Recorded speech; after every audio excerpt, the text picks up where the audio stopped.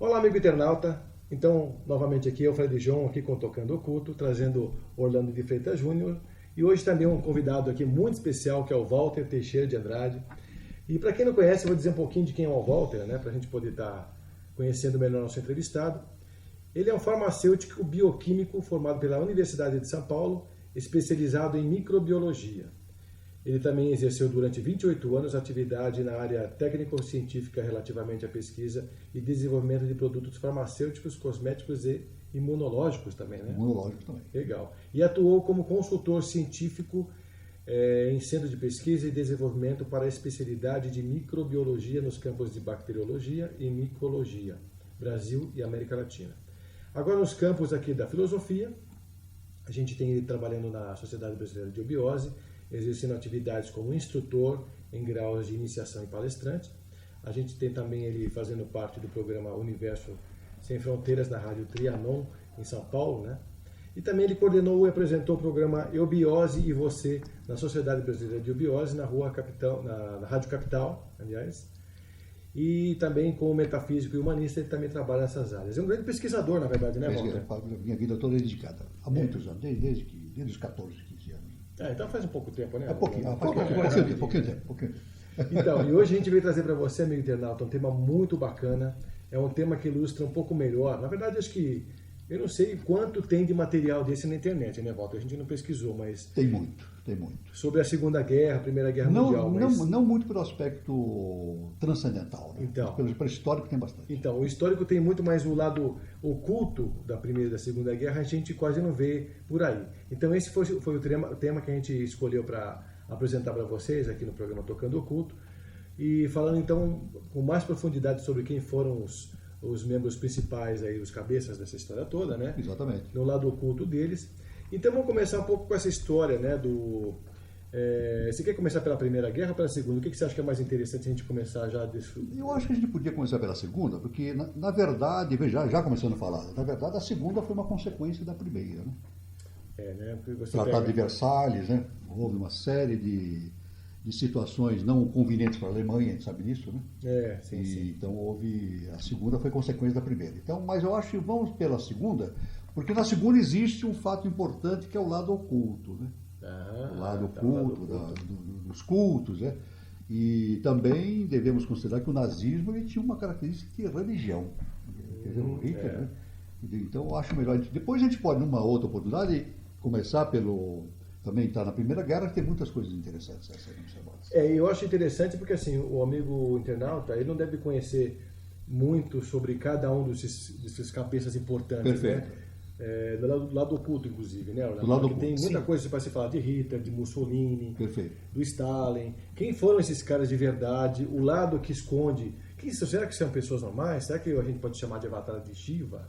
Será que são pessoas que vieram com um propósito pequeno, já vieram preparados para fazer a função deles? Quer dizer, quem são esses grandes nomes aí que fizeram parte tanto do lado bom quanto do lado ruim? A gente chama de eixo caótico, né? Exatamente. E o eixo caótico é a tríade da... Na verdade, se a gente considerar o bem e o mal, pelo aspecto transcendental, é como se diz, se a gente olhar, a gente tem uma estrutura do universo, se a gente olhar de baixo para cima, a gente vê tudo errado.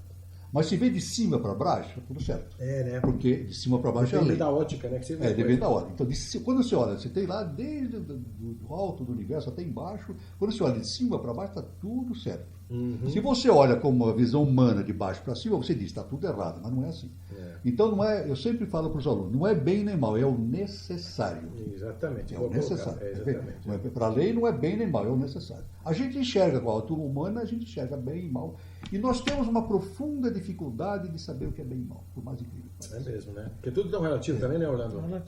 A gente fica com a ideia de falar sobre o bem e o mal, mas aí depende do ponto de vista de quem fala sobre o bem e de quem fala sobre o mal. Porque às vezes o mal é o mal no bem e o bem é o meio. Exatamente. É o próprio tal, na verdade. O mal no bem e o bem no mal. Então, é uma A coisa pessoa pode ser muito boa fazendo mal. Exatamente. Ela pode ser muito boa, ela é boa fazendo mal. Olha que loucura.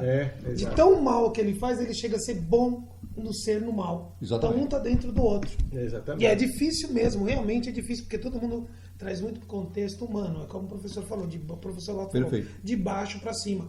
Todo mundo olha de baixo para cima e não entende de cima para baixo. Exatamente. Que quando morre alguém, eu tô assim, morreu a pessoa tal, digamos, de cima para baixo. É apenas uma roupa que você, quando suja, você tira aquela roupa e põe para lavar. Exatamente. E a turma não consegue enxergar isso. Isso é uma coisa louca isso daí. Isso é verdade. O próprio símbolo do tal, você tem um círculo, né, um S, né, assim, separando um lado escuro e um lado branco.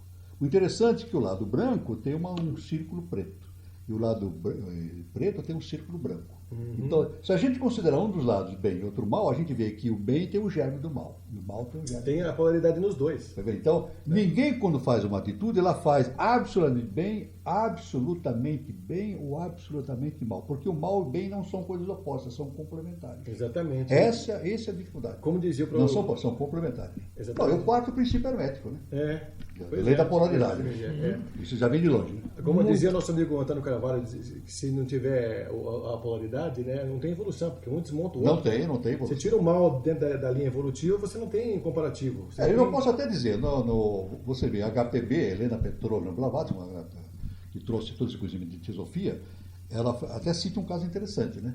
É bom falar sobre isso, né? Sim, claro. Ela fala o seguinte: se suponhamos que Deus um dia, por hipótese, né? Aí eu inventei uma história baseada nessa suposição de HPV.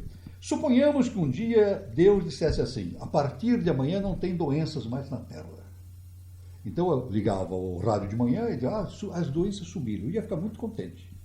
Mas depois de uma semana ou depois de dias, aí eu começo a ver a indústria farmacêutica indo à falência, médicos desempregados, etc. Toma uma crise mundial, as pessoas saindo na rua, brigando, porque, né? Então, a HPB diz então o seguinte: se o mal fosse eliminado da face da Terra, o bem também seria eliminado. Também, porque uma faz parte da outra. Porque você não pode, é a mesma coisa, você tem o dia e a noite. Você não pode ter só dia ou só noite. Até porque você não teria nem nome para isso, né? Exatamente, o dia e a noite, são juntos, né? Agora, evidentemente, aí no princípio das coisas, é por isso que na Bíblia diz assim: no princípio era tudo trevas. Não é trevas de escuridão, é trevas de equilíbrio. Quando a luz... Isso é bom dizer, né? Porque as pessoas se confundem muito com trevas com escuridão. Quando a luz se está em equilíbrio com a sombra, então é treva. É treva. Agora, quando... então esse é o conceito? Esse é o conceito. Olha que interessante, Orlando. Na Bíblia, então, o Moisés diz assim: no princípio era tudo trevas. A pessoa entende que treva é escuridão, não é? Então, é o equilíbrio entre luz e sombra. Aí quando ele diz assim: faça essa luz, na verdade ele fez a sombra também. Ele dividiu. Ele pegou aquela treva, dividiu, polarizou, então surgiu a luz e a sombra. Legal. E no futuro, através da evolução cósmica, né, novamente vai haver o equilíbrio entre luz e sombra. Né? Legal. Recuperando aquela estabilização. Né? Bom, legal. Então você já tem mais ou menos o panorama do que vai ser a nossa conversa, né? É um assunto muito importante. Então é o lado oculto da Segunda Guerra Mundial. Então fiquem com a gente que a gente volta já já.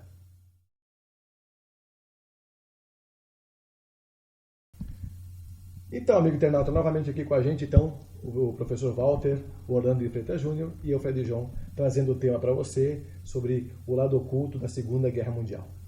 Então, Walter, eu quero que você coloque para a gente como é que você vai querer abordar o começo dessa história toda. Eu vou abordar inicialmente com 3 pontos fundamentais. Primeiro, a questão da história, a questão da lógica e a questão do ocultismo. Olha, são 3 pontos importantes. São 3 pontos importantes.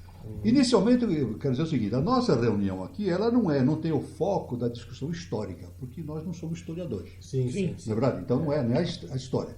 Mas sim, mas o foco é entender como é que a Segunda Guerra funcionou de acordo com o conhecimento transcendental. Isso, exatamente.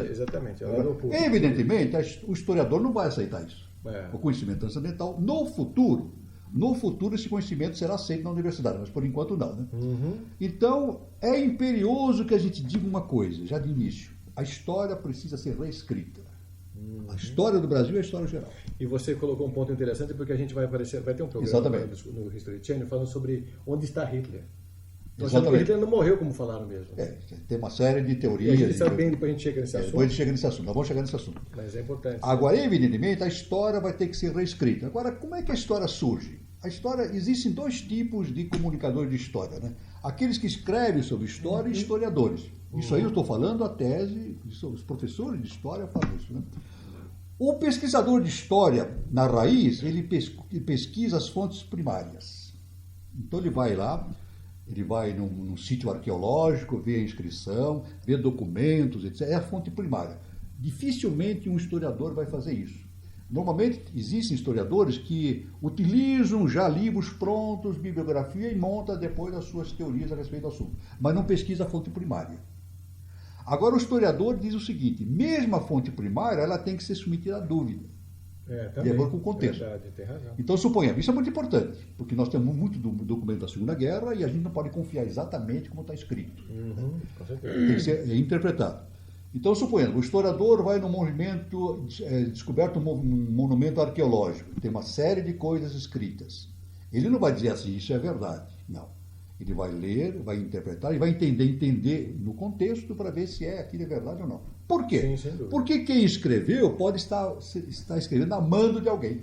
Sim. Não é isso? De um imperador. Então o imperador diz assim, ó, só escreve coisas que sejam favoráveis. Não é verdade? A gente já tem isso na nossa Não é verdade?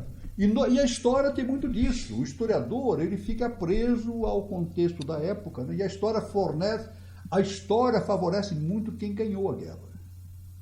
É sempre assim. Quem ganha a guerra, a história favorece. É o mocinho. É o mocinho. Isso nós temos. E não existe bandido e mocinho. Depois, com o desenvolvimento do nosso encontro, a gente vê que não é bem assim. Não é bem assim. É verdade. A gente conversou sobre isso. Não é bem esse assim. assunto no meio do decorrer aí. Então, agora, se a pessoa diz assim, bom, no futuro, isso, pelo conhecimento transcendental, a história vai ser reescrita. Reescrita em que bases? Pelos documentos primários? Não, vai ser muito mais que isso.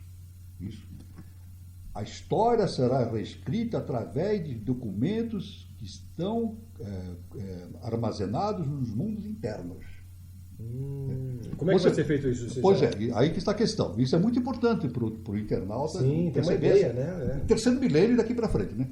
A gente vê muita história sobre HPB, sobre a Lemúria, etc., mas não tem nada escrito. Onde está escrito? Exatamente. Onde tá? Então o internauta já pode perceber o seguinte, que aqueles que escreveram essa história, eles fizeram leituras no Akasha. Não foram em livros históricos, não existe. Então os mestres fazem a leitura akáshica e vão escrevendo aquilo que eles veem no mundo, no Akasha. Para quem está pegando esse assunto agora, não tem muita informação esotérica, o que significa essa leitura akáshica? Como é que vai se dar o processo? Veja bem, nós temos um cetenário, nós somos constituídos de maneira cetenária, desde o físico até o Atman, 7 corpos. Né? Além do Atman, que é a consciência crística, quando a gente desenvolve a consciência crística, a gente entra justamente no segundo trono.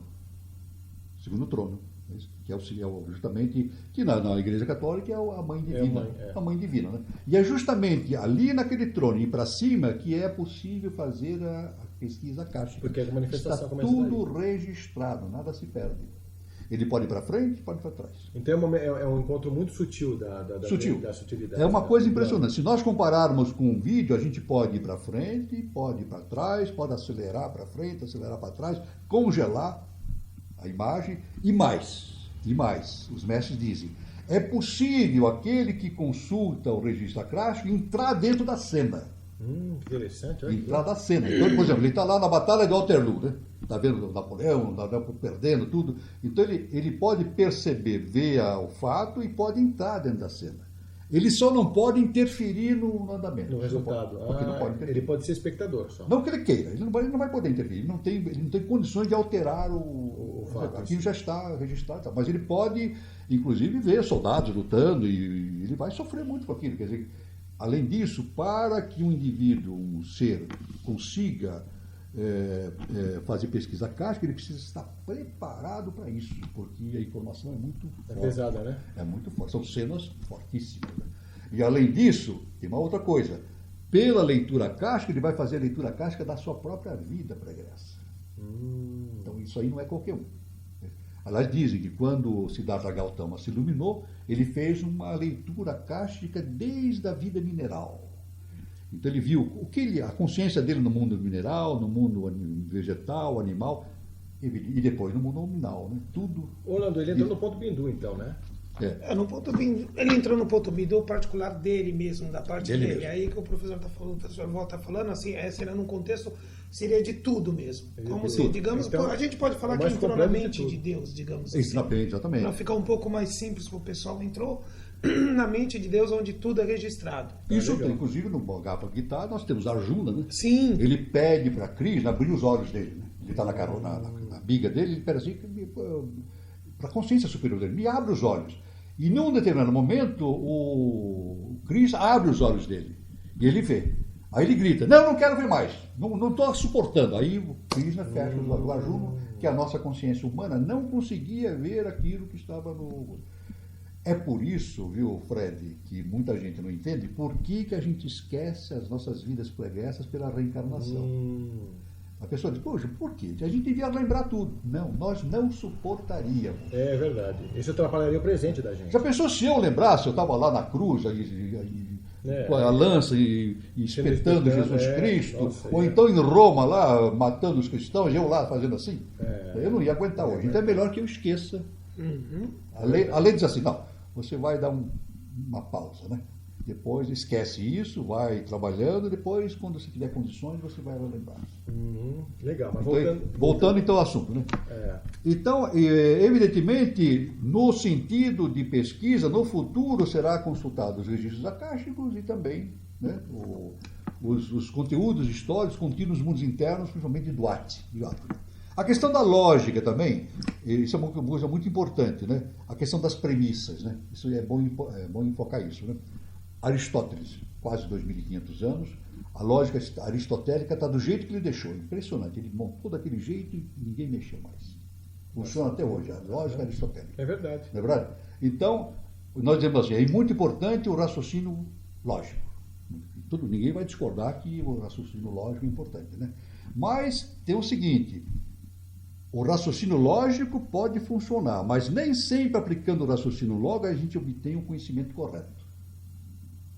Eu posso aplicar um raciocínio absolutamente lógico, de acordo com Aristóteles, e atingir um conhecimento falso. É capaz então de fazer isso? É possível. Eu ajo logicamente e vou num conhecimento falso. A explicação está isso. Eu vou atingir um conhecimento verdadeiro com a minha lógica se as minhas premissas forem verdadeiras. Depende da sua premissa. Se eu tiver premissas falsas, eu vou aplicar a lógica e vou obter conhecimento falso. Então, na verdade, a premissa que é importante. Tá. Então, a gente vê muita gente na televisão, isso é muito importante. De repente, para ele obter uma vantagem na discussão, ele diz assim, mas isso é lógico. Na verdade, ele não falou nada. Não falou nada, porque se as premissas dele forem falsas, rodou. Né? Tudo bem? Questão da lógica. O terceiro ponto fundamental para iniciar a conversa é a questão do ocultismo. Fala-se muito de ocultismo. Né? Se a gente pergunta para uma pessoa o que é ocultista, a pessoa comum, ela vai pensar que o ocultista é aquele que faz práticas ocultas, astrais, né? Inclusive negativas para prejudicar outros, etc. Né? Práticas astrais. Isso não é ocultismo. Então, veja bem, o que é ser um ocultista? Essa é a pergunta. O que é ser um ocultista? O ocultista é aquele que vive o futuro da sua raça. Então, o ocultista já está desenvolvendo a parte intuitiva dele. Ele vê já pelo lado intuitivo. Então, o ocultista não é aquele que trata com coisas ocultas, não. Simplesmente, ele vive o futuro da sua raça. Então, quando a gente fala assim, o lado oculto do terceiro raio, existe muita história que liga o terceiro raio com o oculto, mas é falso. Nós vamos ver, são premissas falsas. E a gente vê muito na internet. Então, pelo lado transcendental, nós temos que fazer essa separação. O que é correto, o que não é, para a gente fazer um julgamento correto a respeito do assunto. Legal. Então, os 3 primeiros pontos que você achou que é importante? Esse ponto é importante para dar um fundamento na nossa conversa. Né? Bom, então, pessoal, eu aconselho vocês ficarem um pouco mais com a gente aí, porque o assunto vai longe e é bem interessante. Então, fiquem com a gente aí.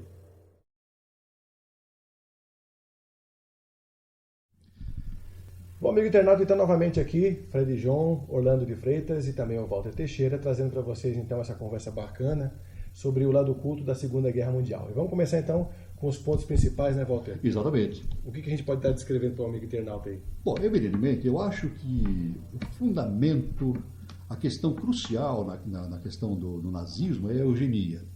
É isso. Então, criou-se, não foi o Hitler que criou isso já são ideias de filósofos, ou pseudo-filósofos, né? Que vinham falando a respeito da pureza da raça germânica, né? Então, isso aí, evidentemente, criou uma série de condições para se focar, como muito importante, o desenvolvimento da pureza da raça germânica, ou raça ariana. Né? Então, uma série de coisas foram feitas, inclusive genocídio, né?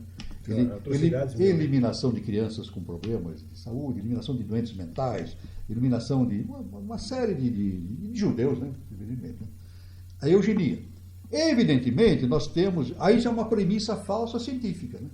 Científica. Sim, é verdade. Dentro do nosso ramo de conhecimento transcendental, nós falamos em eugenia, mas é um sentido inverso, não é verdade?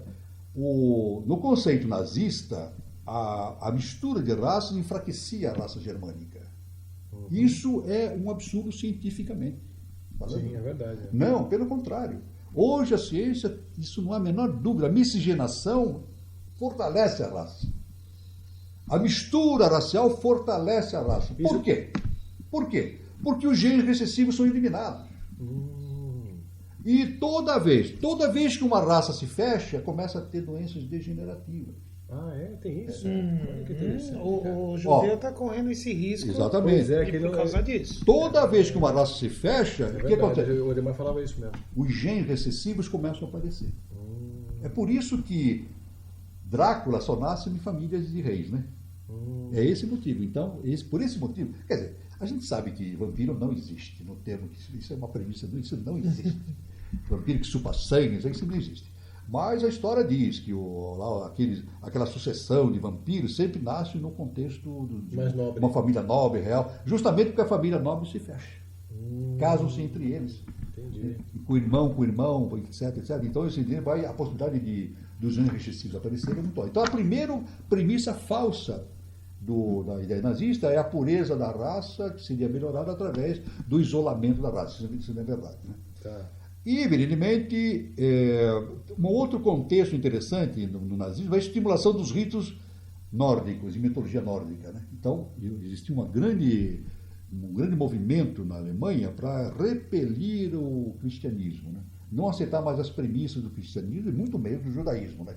E desenvolver, estimular os ritos da mitologia nórdica. Né? Por isso que o Hitler tinha uma verdadeira paixão pelo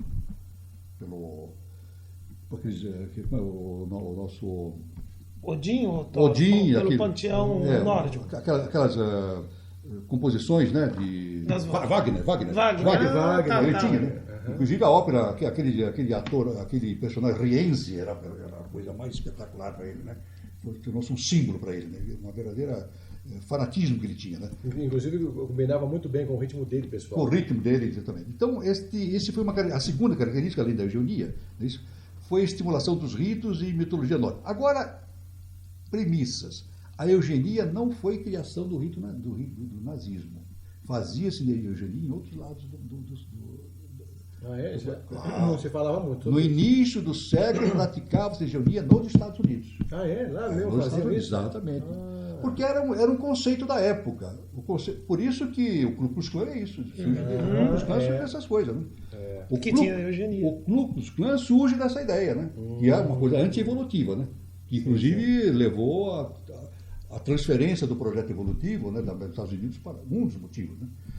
A Ku Klux Klan. No início do século, nos Estados Unidos, existem registros que milhares de pessoas foram esterilizadas por terem problemas mentais, problemas de uma série de problemas, né? Então, o que é um absurdo nos Estados Unidos. Então, a eugenia, na verdade, já nos Estados Unidos se fazia, em outros lugares também deve ter sido feito isso, evidentemente. Né? Então, a estimulação dos ritos nórdicos, né? E estabeleceu de uma religião de Estado. Isso é muito importante também. Na verdade, viu, Fred, todo movimento autoritário ele tem uma visão de Estado autocrático. Né? A religião é necessário que o indivíduo na religião tenha fé e tenha medo. Porque pelo medo ele prende o sujeito. Então, toda religião, a boa religião, dentro do parâmetro, a pessoa tem que ter fé e tem que ter medo. Então, a gente vê dentro da teologia ocidental católica, é isso? Cristã, é falado assim, que devemos temer a Deus.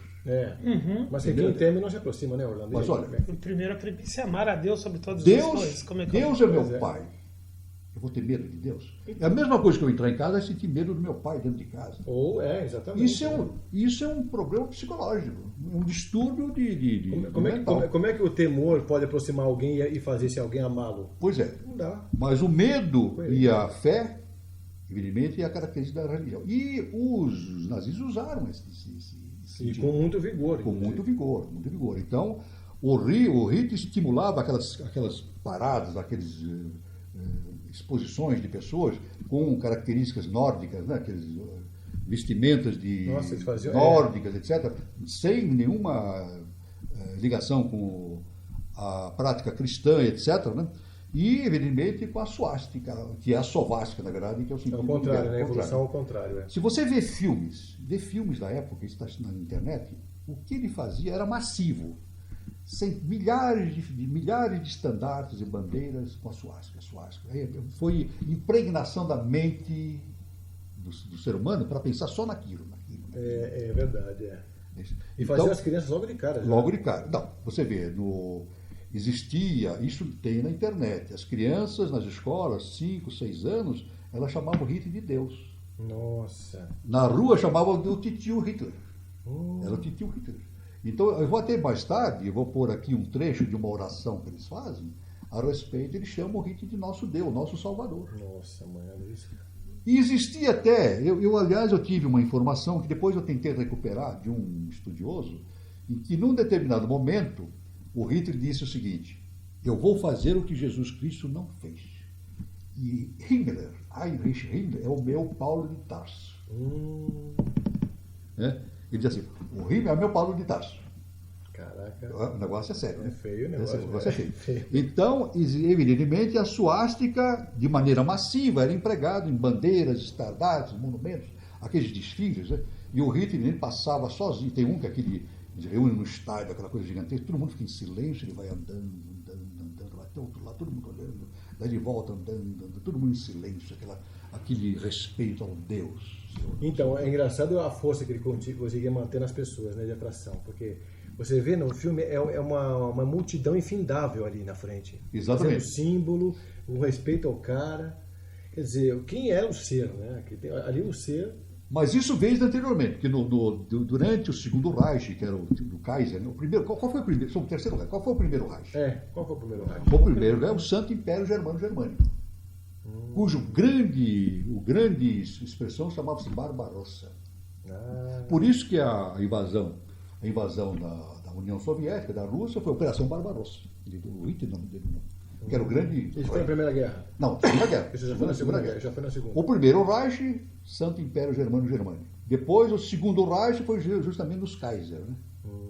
Claro, tem uma série, o Wilhelm, uma série, né? E tem uma série E naquela época circulava aquela ideia de que a Alemanha tinha a proteção de Deus para comandar a humanidade. Isso já estava muito claro nessa. Então o Hitler, evidentemente, ele não criou essa história, ele absorveu muita coisa desse conhecimento, né? Do Nietzsche também, né? Ele fez uma coletânea dos filósofos ali. Exatamente. Veja bem, não era o Hitler, né? É a lei.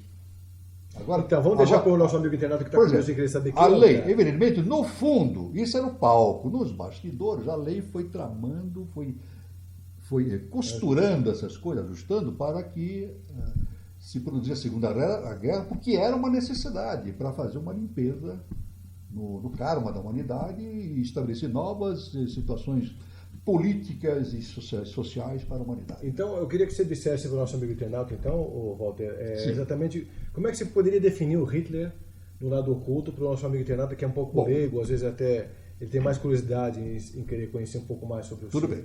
Pelo conhecimento transcendental, nós temos o seguinte, nós temos vários planos no universo, mas os três aos quais nós nos relacionamos mais diretamente é o primeiro, segundo e terceiro trono.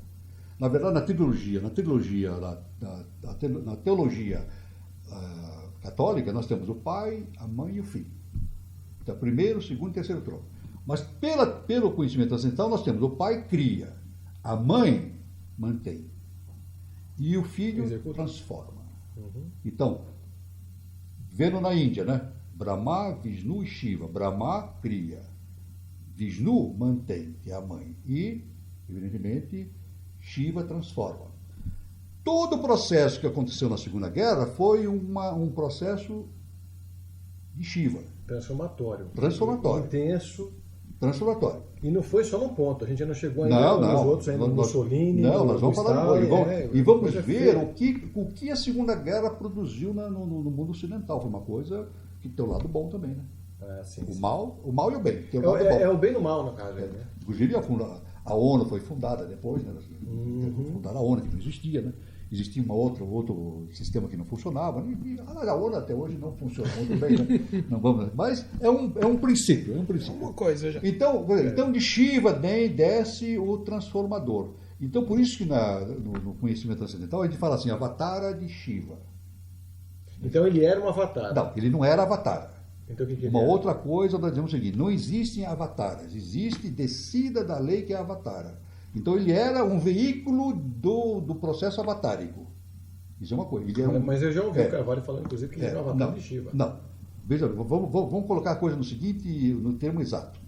Não existem avataras. O que existe é descida da lei. Essa descida da lei chama-se Avatara. Por exemplo, Jesus, a gente é um avatar, mas tecnicamente, na verdade, ele é um veículo de Avatara. Qual era o avatar nele? Cristo cósmico. O Cristo está lá em cima, o veículo e vem e polariza passa ele aqui e tal, passa a história dele. Ele faz o papel de veículo. Né? De veículo. Tanto que a gente não deve falar Jesus Cristo, é Jesus ou Cristo. É o Cristo, né? Porque é o título, né? Jesus ou ungido. É o Jesus que recebeu a unção cósmica justamente pela descida. É porque Cristo não era o nome, era o título. É o título, condição dele de Cristo. Exatamente. Como existe, o Cristo foi avatarizado, como dizem, né, isso é conhecido, ele é um avatar de Vishnu, do segundo trono, né? Por isso que na Bíblia diz que ele foi concedido pelo Divino Espírito Santo. É isso? Claro, foi concedido pelo Divino Espírito Santo, que é Vishnu. É isso? Então, da mesma forma como existem avataras de Vishnu, existe avataras de Shiva. Porque é polaridade, a gente está falando aqui, né, o tempo todo. E vem para derrubar. Então, aqui nós temos, olha, Adolf Hitler, a consciência que desceu, que foi a consciência, Átila, rei dos Hunos. Stalin foi, evidentemente, veículo de Gengis Khan, o terrível Gengis Khan. O Gengis Khan E Mussolini foi veículo de Tamerlão. Quer dizer, é uma tríade para ninguém botar defeito. Tanto que o nosso mestre, né, o professor Henrique Jansson, chama de tríade caótica. E até ele fala que o Adolf Hitler fez tudo direitinho como o Átila determinou, e até mais ainda. Ele até caprichou. Ele se excedeu, né? Ele se excedeu. Né? Quer dizer, evidentemente, o que ele cedeu, ele vai ter que responder karmicamente por aquilo que ele fez. Mas ele... Um grande filme que eu recomendo é Moloch. Esse Moloch. Existe na locadora. Existe na locadora. É um russo que faz o filme, eu recomendo para os internautas. Existe, só para complementar, está havendo um jantar e o Hitler está falando. De repente o Hitler começa a falar de eugenia, de e se transforma no filme, né? De repente aquilo passa e ele diz assim, eu estava falando sobre o quê mesmo? Então o autor sabia. Quem fez o filme é do ramo. Ele mostrou o processo naquele instante de avatarização. E dizem, os documentos dizem que o Hitler era uma pessoa doce.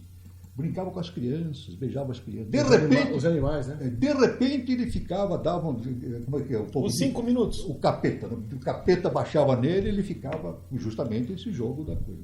É claro que o Hitler era um ser humano. Um ser humano, né? Agora, por que o Hitler foi escolhido? Evidentemente que a lei diz assim, precisamos encontrar um veículo para que essa avatara de Shiva se desça a face da Terra e faça o trabalho. Porque na Primeira Guerra ele ficou, a gente tem pelas histórias do que a gente tem de conhecimento sobre ele, né, na Primeira Guerra, ele ficou meio que com muita bronca de tudo aquilo que não foi resolvido por ele mesmo. Então ele começou, até ele foi pedir trabalho, né? Falou, se você quiser ser nosso espião ali no pessoal que está tentando armar alguma coisa contra o governo, você vai servir de veículo para a gente. Ele foi, no fim, ele acabou virou a casaca. Ele virou a casaca, exatamente. Então, quer dizer, ali você já sente que ele se incorporou na ideia, que ele sentiu que ele tem a Ele voltou da guerra e o próprio a Força Armada da época, os militares, realmente pagavam para ele fazer espião para ver. Aí, mas chegou lá ele se entusiasmou, né? E aí ele realmente ficou começou já a fazer as pregações dele, né? Foi justamente quando o Rudolf Hess, né? Que foi foi condenado, né? Em Nuremberg, né? O Rudolf Hess, ele fala o seguinte, que quando ele olhou para o Hitler, e depois ele sempre falava assim, os grandes olhos azuis de Hitler. Ele olhava assim para o Hitler, esse é o nosso Salvador. Ele tinha olhos azuis, os grandes olhos azuis de Hitler. Então ele ficou assim, apaixonado por aquela figura. E todos ficaram. Existem na internet reuniões do Partido Comunista em que o Rudolf Hess dá um verdadeiro show de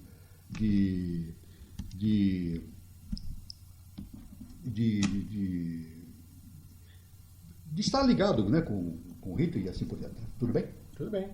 Seguindo, estamos falando, então, evidentemente, aí pegando na sequência, né, ele foi designado para fazer justamente ver como é que aqueles movimentos políticos, né, do movimento dos trabalhadores, Partido dos Trabalhadores, né, ele ia fazer o processo de espionagem. E acabou se introduzindo lá e virou casado. E ele se descobriu como um bom articulador? Ele foi treinado. Ele foi treinado? Foi treinado, Na verdade, existia uma grande campanha contra os comunistas. Porque os comunistas estavam tentando tomar o poder, na verdade. E os empresários tinham um grande receio disso. E financiaram o nazismo. Eles financiaram. Claro, os homens de dinheiro financiaram o nazismo. E um deles fez com que Hitler fizesse um curso de expressão corporal. Eles bancaram o cara? Então ele aprendeu como se comunicar. Então, aquele jeitinho dele do cabelinho aqui, o bigodinho... tudo marketing. Sabe? Tudo marketing. Então, aquela maneira de fazer assim, sabe aquilo? Tudo ele fazia assim. Eu lembro que eu sei que ele ficava no espelho. Foi tudo ensaiado. Isso foi um ensaio que ele fez. Ele não era assim. Então foi tudo ensaiado justamente para criar aquele teatro. O personagem, né? O personagem. Então foi uma coisa inventada. Ele gostou da história, e todos gostaram, e mandou ver, né? Pagou inclusive pessoas do teatro, né? Pessoas muito influentes no teatro, com enorme conhecimento, para que ele fizesse esse processo de desenvolver nele essa arte teatral. A arte teatral. Então, isso é muito importante. Aliás, todo político faz isso. Né? Hoje em dia. Não só no Brasil. No mundo inteiro, a política é um teatro. Ele tem que saber... Inclusive na televisão. Na televisão. Os apresentadores fazem aquele tipo no começo, que é para introduzir, para chamar a atenção. Depois, quando tem os comerciais, você vê a realidade do que acontece. Inclusive, ontem eu estava assistindo o Jornal da Cultura, então... apareceu o Obama chorando lá, né? Então, isso, eu vi essa cena, viu? Ganhou pontinhos por causa... O internauta lá escreveu assim, são lágrimas de crocodilo, né? Então, quer dizer, faz parte do marketing. Seja Obama, seja quem for, tem o marketing, né? Porque ele foi chorar, foi em 2012, aquela coisa. Ele chorou agora porque, se eu não me engano, a Hillary está subindo nas pesquisas. Está subindo, exatamente. Então, uma maneira de você vai jogar pela emoção. Então, aí se forem falar, muita gente falou, não, ele chorou mesmo. A gente não sabe. Antes da eleição, o político vai beija a criancinha, né? Sim, que isso daí a gente conhece. Toma rabo de galo no boteco. Rabo de galo. Por aí, a gente não vai acabar mais. Bom, tudo bem. Então, vamos lá. A inversão, evidentemente, o Hitler era adorado como grão-mestre de uma ordem.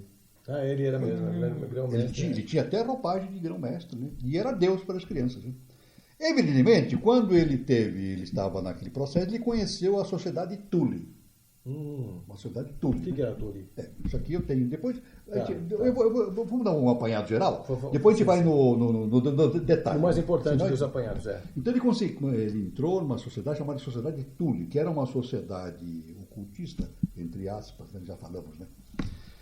E essa sociedade falava sobre eugenia, etc. E a sociedade tinha a sovástica, que é a suástica invertida.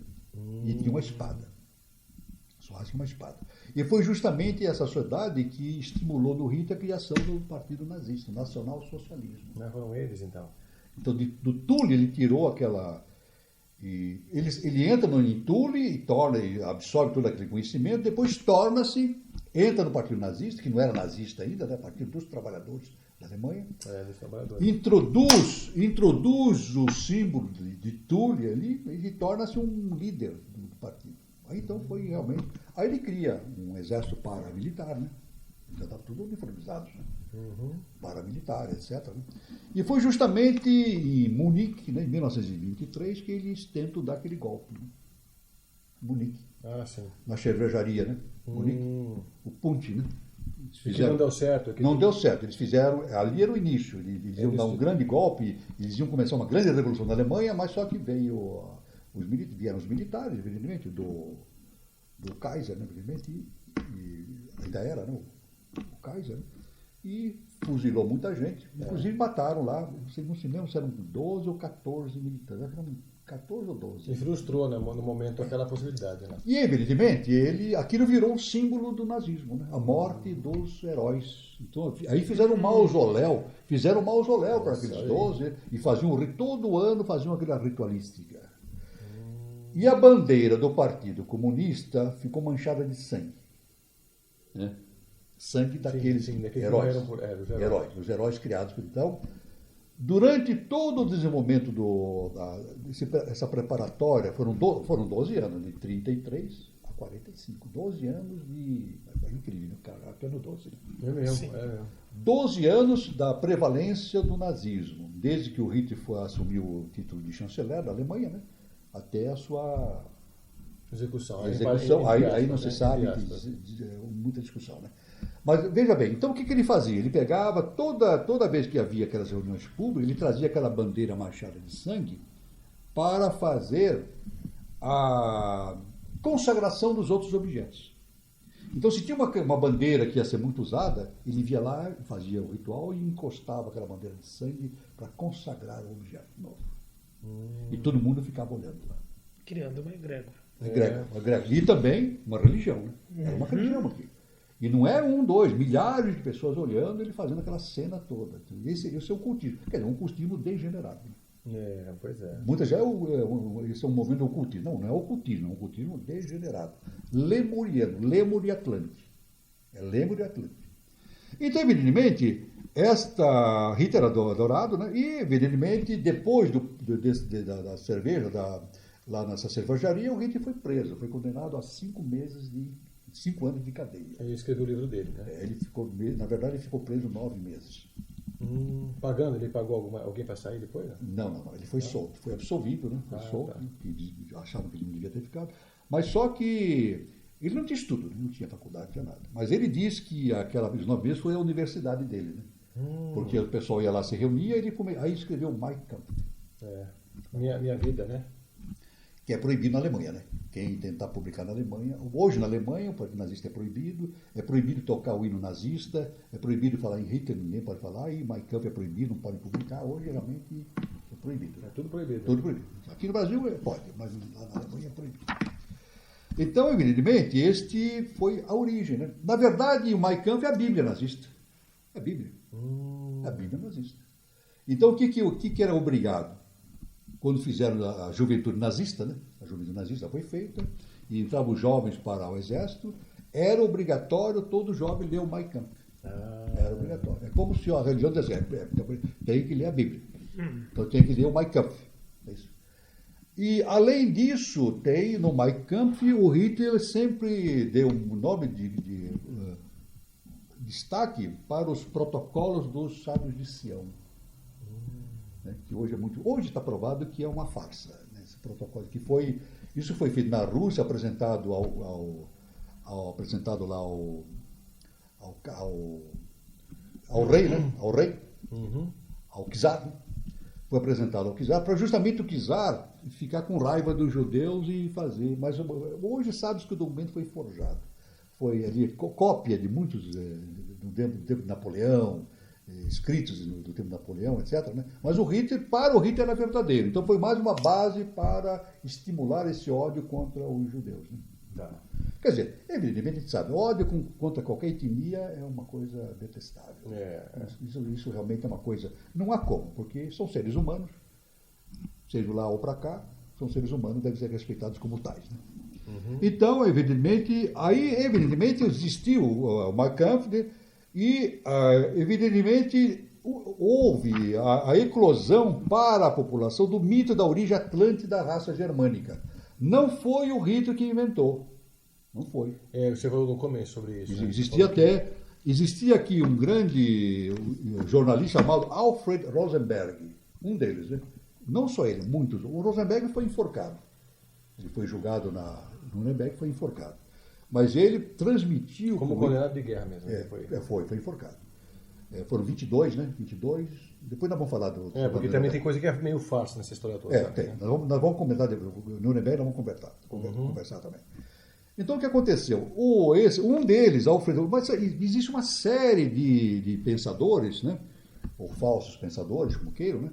Que davam essa ideia da origem atlante dos alemães. Então, dizia assim que, na verdade, os alemães descendiam... Houve a queda atlante, por uma série de casos, né? Que nós sabíamos pela filosofia, mas não era a mesma história contada pelos nazistas, né? E de lá surgiu a raça ariana. Foi de lá que saiu isso. Realmente, a raça ariana surgiu de lá, mas não é essa que eles dizem, a raça ariana, a raça germânica. Eles se limitam a dizer que a raça ariana é a raça germânica, né? A raça do país.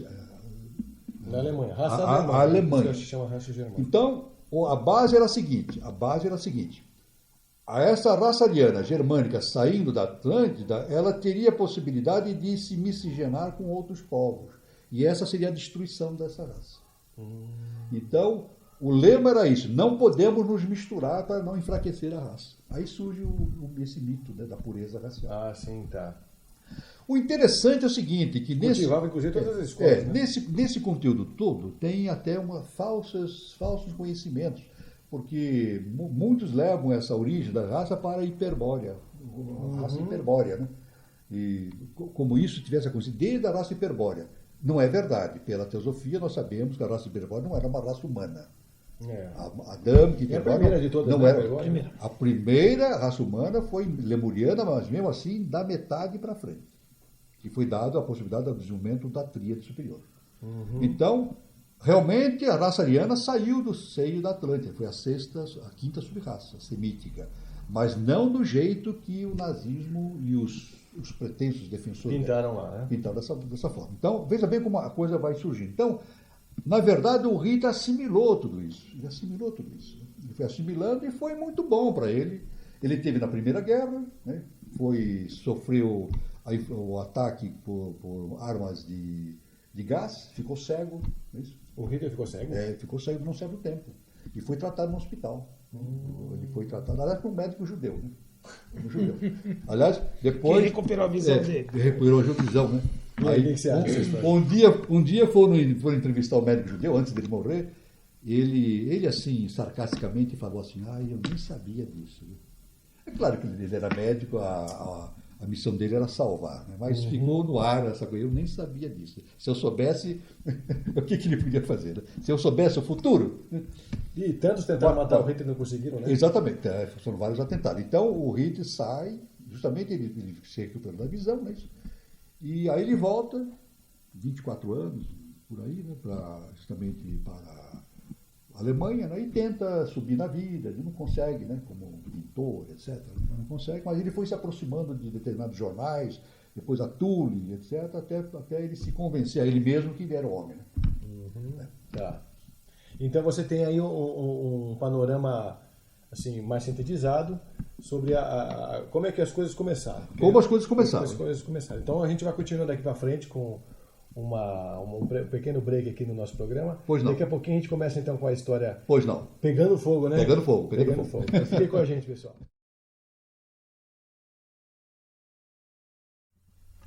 Bom, pessoal, então a gente vai ficando por aqui com o professor Walter Teixeira Andrade, que trouxe hoje um conhecimento muito bacana aí sobre essa ideia da contemporaneidade, né? E a gente também trouxe aqui o nosso amigo Orlando Freitas e eu, Fred João, aqui Tocando Oculto para vocês com vários conceitos, vários temas. E foi um papo muito gostoso, né, Walter? Você gostou? Foi excelente. Curtiu, excelente. Gostou? Eu gostei, foi excelente. E como é que as pessoas conseguem te achar? Você quer deixar algum contato para as pessoas procurarem você para palestrar, de repente? Palestrar, eu estou à disposição. Eu faço palestras, né? Não só em entidade, em clubes também, né? Eu já fiz várias palestras no Clube Pinheiros e em outros lugares, é só me chamar. Né? Então, como é que é o seu contato para as pessoas? Aliás, se quiserem que eu faça palestra na Igreja Católica e no Luterano, eu posso fazer. Eu adapto, né? Adapto o conceito, a linguagem. Adapto a linguagem, ou no Centro Espírita também, né? Eu adapto a linguagem dentro do contexto, né? Porque a linguagem é universal, né? A linguagem é universal, né? Por isso que eu acho, pro jovem, eu digo assim, a pessoa tem que falar uma linguagem adaptada a cada nicho, né? Para dar o seu resultado. E dar o recado na linguagem específica, né? Exatamente. Isso é uma técnica que os avataras usam. Falam de acordo com a tônica do ciclo ou do momento. Né? Isso não faz sentido. Né? Não faz sentido. Mas você quer deixar algum contato, ou telefone, ou e-mail, alguma coisa? Não, o telefone, eu posso dar um e-mail, né? wtandrade@yahoo.com.br. Tá, eu vou colocar aqui embaixo no GC para vocês acompanharem. Ou então pode pôr, se aqueles que quiserem assistir as minhas palestras no YouTube, tem o canal lá que eu ponho, pode pôr Walter Teixeira de Andrade, vai aparecer lá. É só pôr no YouTube, Walter Teixeira de Andrade, tudo junto vai aparecer o... Legal, tá bom. Tem 19 palestras lá já Legal, no YouTube. Vários assuntos. Né? Mas aí, como está sempre colocando no Coisa Nova, então daqui a pouco vai ter 20, 21, né? Vai sempre colocando. Inclusive o Fred John lá. Você vai colocar também lá no... Vou. O Fred John enriquecendo e fazendo propaganda do seu trabalho, né? Legal, vai ser bacana, muito bom. E agora vamos deixar o Orlando também fazer suas considerações finais, para o pessoal que quer procurar você para fazer as suas palestras, dar os seus cursos. Tá, nos meus cursos ainda vai ter mais coisas ainda para esse ano que vai, algumas palestras, algumas coisas, e uns cursos de tarot também que eu já fiz no espaço, eu vou continuar. Então, para quem quiser contratar o Orlando para fazer desenvolver esses workshops, ou até mesmo os cursos, ele está fazendo um tarô avançado, né, Orlando? Você fala sobre muitas coisas, tarô mitológico, tarô maior, menor, um monte de coisa. Isso, parte iniciática, e também uma parte muito também de PNL, que eu sou master em PNL, então tem muita informação aí, muito trabalho também, que dá para fazer com o pessoal. Também. Então, é bacana porque eu já conheço o trabalho do Orlando, a gente pode botar a cena aí embaixo que vale a pena. Bom, amigos, então eu sou o Fred João, quem quiser procurar nosso trabalho... Só um recado, né? Que eu já falei para que eu estou terminando de escrever o livro, né? O livro. Sim. Estou terminando o 14º capítulo, serão 15 capítulos. Inclusive, essa matéria que foi discutida aqui, nessas gravações, vai fazer parte. O último capítulo é Nova Civilização. Então, ótimo. Olha, tá então, aberto para... Em primeira mão. Para fazer a síntese. Depois eu vou... em primeira mão. Eu só mão. espero que o livro seja de utilidade para muita gente. Não, vai ser sim, com certeza. E a gente vai esperar que vocês também comentem sobre isso nas redes sociais, no próprio YouTube, né? Porque a gente vai deixar esse espaço aí. E quem quiser conhecer um pouco do meu trabalho é só entrar no site da serenatecia.com.br, onde vocês encontram o nosso trabalho musical aí que a gente faz no corporativo, social, muita coisa bonita. Inclusive, o nosso amigo Orlando já participou de algumas histórias com a gente aí também, já dividiu várias emoções. Vou ficando por aqui então com vocês também no programa Tocando o Culto, trazendo um novo tema assim que possível, ok? Valeu, gente!